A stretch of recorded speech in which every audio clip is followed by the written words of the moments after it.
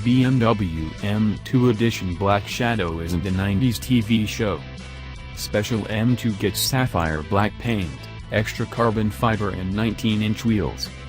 BMW is celebrating the success of its performance-oriented M2 by releasing a special edition version with a name seemingly tailor-made for a syndicated TV show from the 1990s, Edition Black Shadow.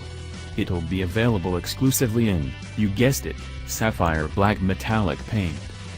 The coupe is given a dramatic, sinister look with the black finish and other treatments, but it keeps the M2's 370 horsepower, turbocharged straight 6-cylinder engine, rear-wheel drive setup and an optional 7-speed dual-clutch transmission.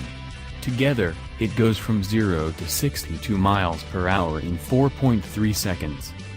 The Black Shadow's existence is owed to BMW being in a celebratory mood.